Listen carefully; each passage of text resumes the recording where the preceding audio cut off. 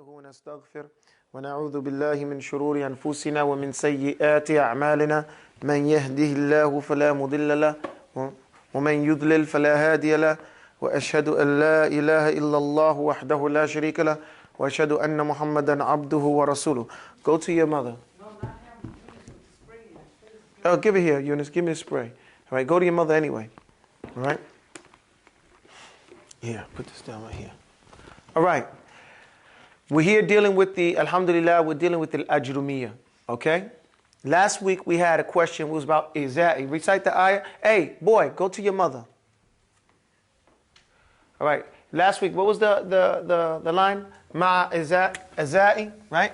Iza'i, right? Or Iza'a. And I said that it meant weights, right? You guys remember that? Last week I said it meant weights. And then Tawba said, well, what does weights have to do with placement? Like we said, ma'a, with, hida'a, on by the side of, tilqa'a, in front of. What does weights have to do with? So, went back. What it means is this. It's a reference to the scales. How the scales are like, when you talk about weights here, it doesn't mean like lifting weights. We're talking about the scale thing that you have in a measurement, one on the side of the other, okay? In equal proximity to each other. You understand where I'm coming from? So that's what that word Iza'a means. We want to make sure everybody understood it. It's the two cups on each side of the hand. Yeah, they're different, they're opposite. Right, they're oppositional in their proximity, okay? So I hope that answers and puts everything in the right context, okay? Having done that, let me get this right here. Now this week we're on hal. We're dealing with hal. Everybody say hal. Hal. Hal is what we would call like a state or something like that. Like when we say to yourself, kayfa haluk, right? You say, la ba'sa alhamdulillah walhamdulillah. But that means hal, what is your state? How are you?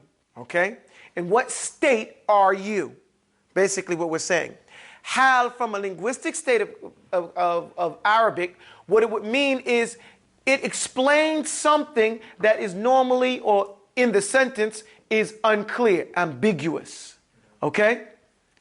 So, for example, if I said, Abu Tawbah came walking.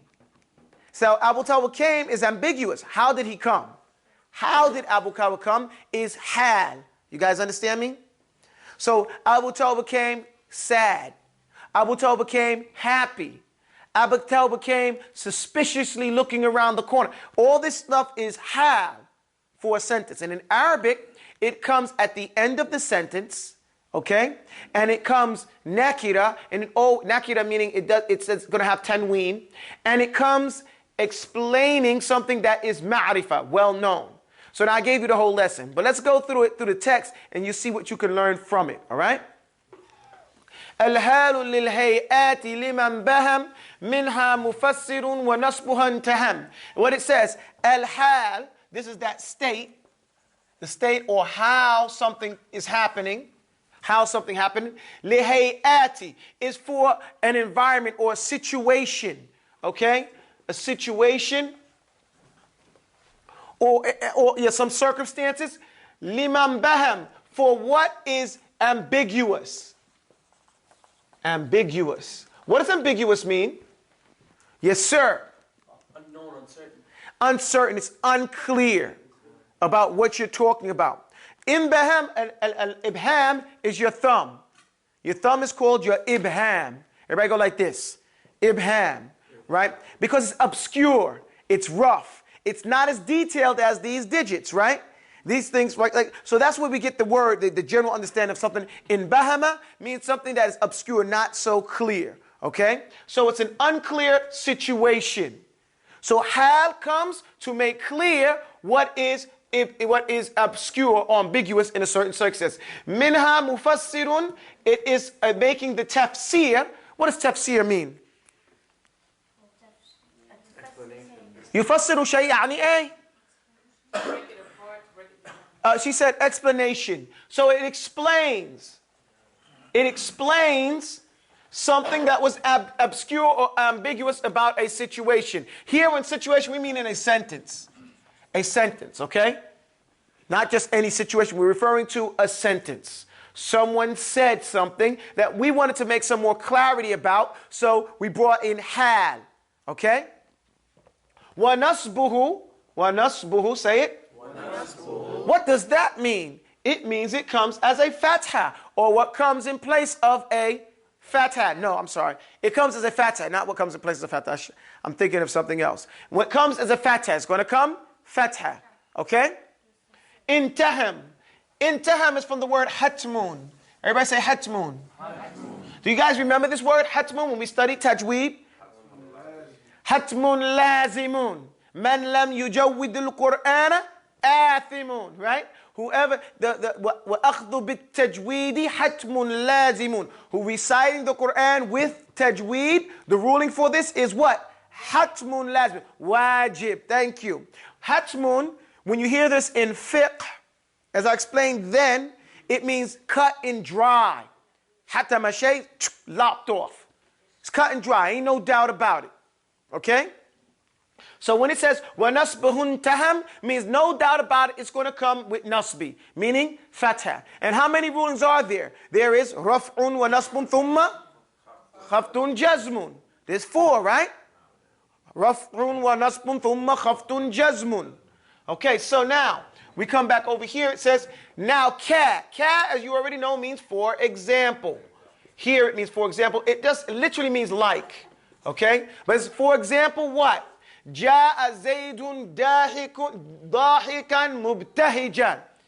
جاء زيد. جاء, say it. جاء is a فعل الماضي, a past tense verb. Past tense verbs come as a fatha, right? مبني على الفتحة ظاهرة في آخرها. Right? I say it and I'll say it again and I'll keep saying it over and over and over again that a فعل الماضي is مبني على فتحة. A فعل الماضي, a past tense verb, is mabni. What does mabni mean? Mahmoud. It's constructed with someone. But it's constructed, meaning it's always going to have. That's the way it's built. That's the way it's always going to be. It's always going to have a fatha at the end of it. Ja'a Zaydun.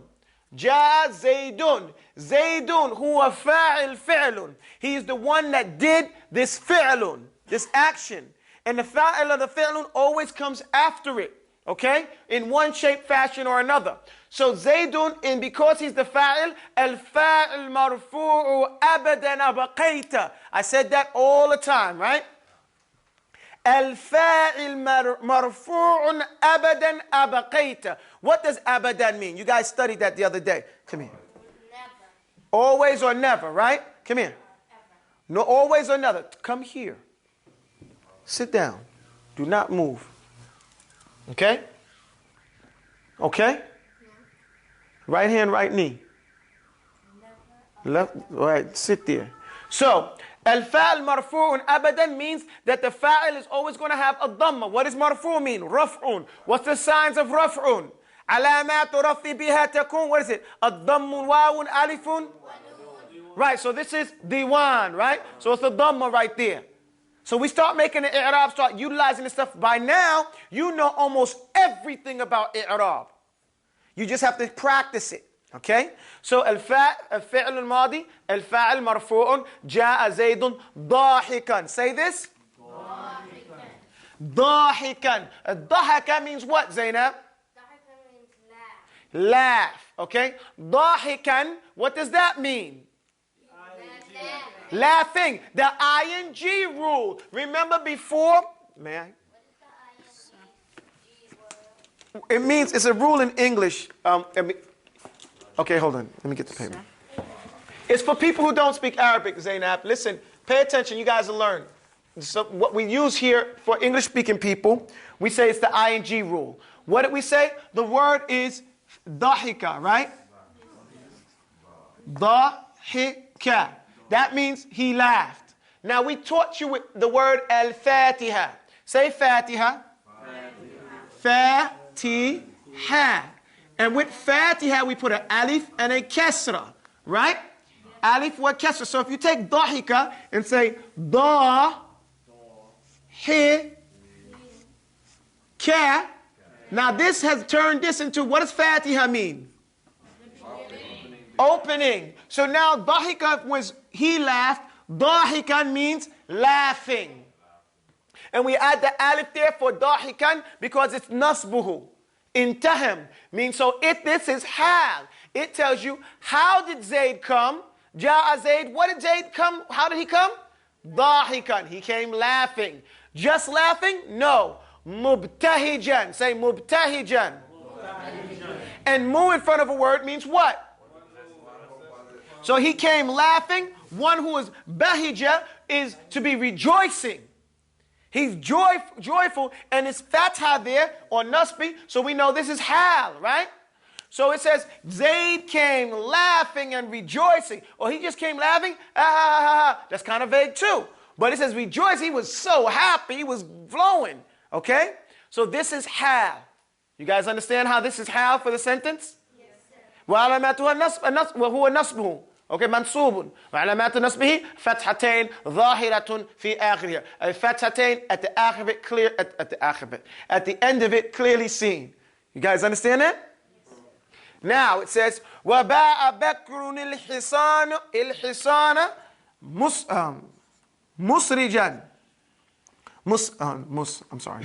مسرجا مسرجا.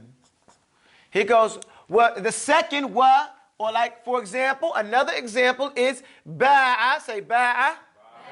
That's a fi'lul madi, a past tense verb. Fi'lul madi is mabni ala fatha. And we see the fatha clearly at the end of it. Bakrun. Bakrun is the fa'il of the fi'lun. So he is what? Al-fa'il marfu'un abadan abaqayta. The fa'il is going to have a raf'un state, which is B1. ضم واو ألف ونون علامات رفع بها تكون. Sit up, I said, please. So it's going to have a dhamma at the end of it, and the fa'il always follows the fi'lun. So Bakrun purchased al-hisana. Say al-hisana. Maf'ulun bih. It is the object of the verb. The verb is ba'a.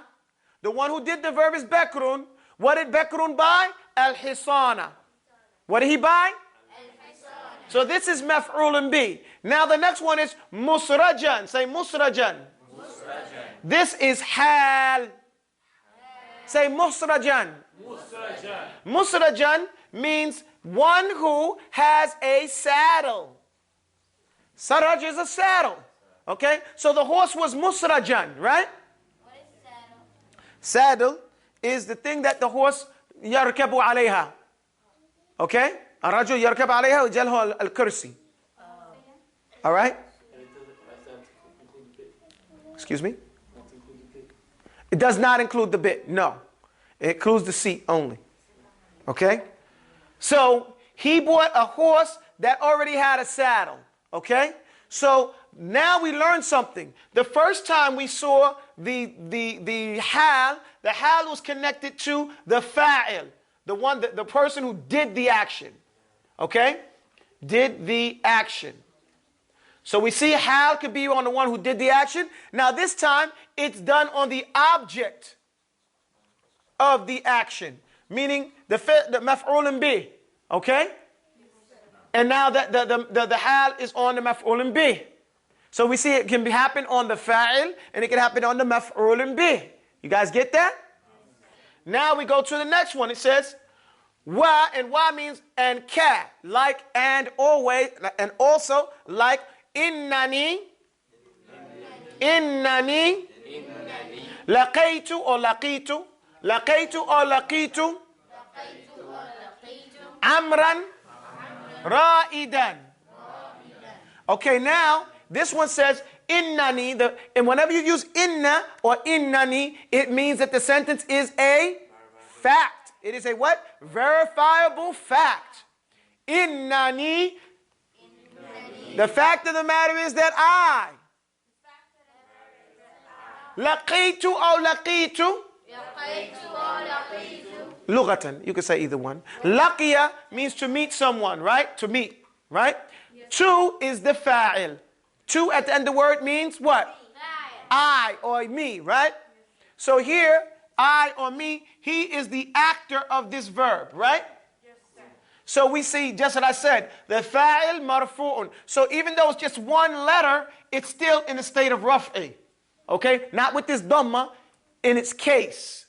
Okay? It's in a state of raf'un. Innani laqaytu amran. This is the maf'ulun bi. Say maf'ulun bi. Just like al-hisan, the object of the verb. I met amran. So the action and the actor and the thing being acted upon. I met Amran, right? You got it? Now, ra'idan. This is hal. Say hal. Hal here is the state. How I met Amran. Ra'idan means patrolling, walking around, just troopsing around the place. I'll just diddy-bopping around, walking through the park, going about my business, and I bumped into Amran. Now, ra'idan is hal, but there's a question. Bing. Hal for who? Is it hal for laqaytu or is it hal for amran? يحتمل اثنين. It can carry both of them, right? Untawba? It could be laqaytu amran ra'idan when I was the one ra'idan. I was out and about walking around patrolling. You know, just hitting the streets, just window shopping. Or it could be laqaytu amran. I had a qasd, I was going to a particular place, or I was home, and Amran was just bumping around and he ran into me. You know what I'm saying? I met him, and he was walking around. So we can't really tell. So we learned a lesson, a second lesson, that it could be towards the fa'il and the maf'ulun bi at the same time. Okay? Yes, sir. It can be on both of them at the same time, because in this case, you cannot tell. You understand? Yes, sir. And it's for that reason it says the rest of the poem. فَعِل مِثَالَ وَعَرِفْ مَقَاصِد. فَعِل, fa, means that so, in light of that, memorize. Thank you, jazakumullah khair. If you memorize, you would know this already, right? Memorize al-mithala, the examples, the three examples he gave you, because the three examples are three different ways. Wa'arif, and understand and recognize, actually, i'rif, recognize al-maqasida, the objective, which was how to use had at the end of it. Okay? Yes, sir. So now that tells you, that gives you one thing. Now we're going to get into the last part of it. وَكَوْنُهُ نَكِرَةً يَا صَاحِ وَفَضْلَةً يَجِبُ بِاتِّضَاحِ. It says, and كَوْنُهُ, وَكَوْنُهُ, and its being. Kun means be, right? وَكَوْنُهُ, and its being, meaning the have, being nakiratan. What does nakira mean? Nakira means indefinite. Bring me a chair. In nakira we mean have tanween. Didn't you notice that every time you saw hal, it has tanween at the end of it? Yes, sir. Okay? Every time. So it says, وَكَوْنُهُ نَكِرَةٌ يَا صَاحِ. Ya sahi means, oh, intelligent ones. Oh, students. Okay? Ya sahi. وَفَضْلَةً, and fadlatan means extra. It's not umdat al-kalam. It's not a pillar in the sentence. You didn't need it. You could have had the sentence without that, and it still would have been a complete sentence. Okay? However, you put it at the end. Most of the time, al-hal will come at the end of the sentence. Look, ja'a Zayd dahikan. Okay? Zayd came. That was a complete sentence. The thought is complete. Now, dahikan came extra. Yes? I thought fadl means best. No, but in this case, yes, fadl, but this says fadlatan. Fadlan means, yani, excess. Fadl doesn't mean best in that case also. Fadl, yani, means you've given more to that thing. Okay, or you have extra. Min fadlik means from your excess. The extra stuff that you have from your gratuity, your graciousness. Because you have so much manners, you can go ahead and give extra. You understand? Hayya tafaddal. Do what you got to do. That's to say please. So go ahead. But here, it means extra. It's an extra part of the sentence, not a necessary part of the sentence. Sit the boy up before he kicks the camera. Now, it says, so you see it came at the end of the sentence. Ja'a Zaydun dahikan. باء بكر للحصان. That's انتهى. Finished. Zayd bought a horse. مسرجا. That's extra at the end of the sentence. Okay? إنني لقيت عمرا. I met Amran. That's complete. رائدا. Extra. While he was out walking around, or while I was out walking around, not really going nowhere. You understand? Piffy. So it has to be nakiratan, like we see it with tanween, and it has to be nasbi, as it said it, hatmun. It has to be nasbun, and it has to be extra. Now, it doesn't have to, but most of the times it is extra on a sentence coming after.